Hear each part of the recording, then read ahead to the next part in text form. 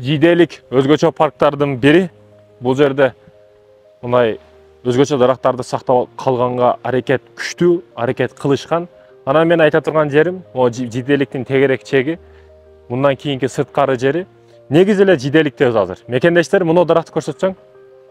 Сами. Бул жиделик жиде деп коет. Жиде жей турган бир өзгөчө сары быша турган мөмө бар. Ошол жиде көп болгондугуна байланыштуу. Мурда бул чынарлардын ордунда дагы бул дарыянын жээги бүт барды ушул жак жиде көп болгон. Ошондуктан бул көлдүн аты, названиясы не? Жиделик деп аталып калган. Да, жиделик ошо Союз мезгилинен бери негизи бунун асты булак. Булактан чыккан суунун негизинде бул жер көл болуп калган. Мурда мына жайыттары дагы, мына жерлер дагы былчык сыяктуу саздуу жерлери дагы көп болгон. Бирок кийин өнүгүп, мындай чайханалары бирдекелери түшүп, өтө өзгөчө болуп калган жери. Аракет кылышып атат. Ар бир жаатта туристтерди тартуу максатында бир эле Кыргызстан эмес, дүйнө деңгээлинде азыр согуш өтө катуу кетип атат туристтерди тартуу максатында. Неге? Себеби көп нерсе өнүгүүдөн калат да. Багыш үчүн, жанды багыш үчүн, өзүн сактап калыш үчүн мамлекетке туризм керек.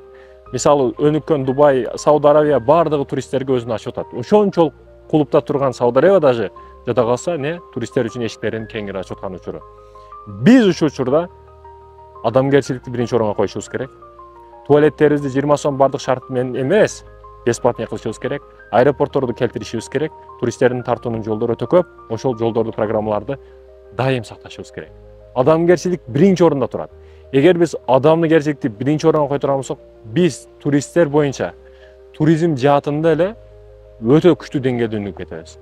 Себеби бизде шарт, тоолор, жоолор, жайлоолор бүт бардыгы жетерлүү. Бир эле адамдар күчтүү мамиле кыла турган болсо, биз Швейцарияны жөн эле артта калтырабыз. Мына жиделик деп жазып, жүрөктөрдү коюп, сүйүү любовь деп. Анан, урматтуу мекендештерим, бара турган мезгилди дагы тандаш керек. Мисалы, ошол күндүзү, обедтерде, мисалы үчүн, анан июнь, июль, август айлары, ошо жылаңачы болсун, көздү сактай албагандар арам маселесинде, таквачылык маселелеринде ошол учурда барбай эле койсун. Бирок кеч, эрте күздө мисалы үчүн, ошол учурларда суук дагы болот, эл дагы жок болот мисалы үчүн. Ысык көлдө деле эл калбайт кышында. Мисалы үчүн айтып атам да. Адам бир эле максат үчүн, максаты ысык көлгө барып жуунуш эле эмес да. Анын табияты бар, алтын арашам бар, андан сырткы маселелер бар. Көлдүн жээгинде жөн эле баскан дагы өзүнчө бир дем берет адамга. Медицина өзүнчө. Ошондуктан бир эле жуунуш максатын эмес.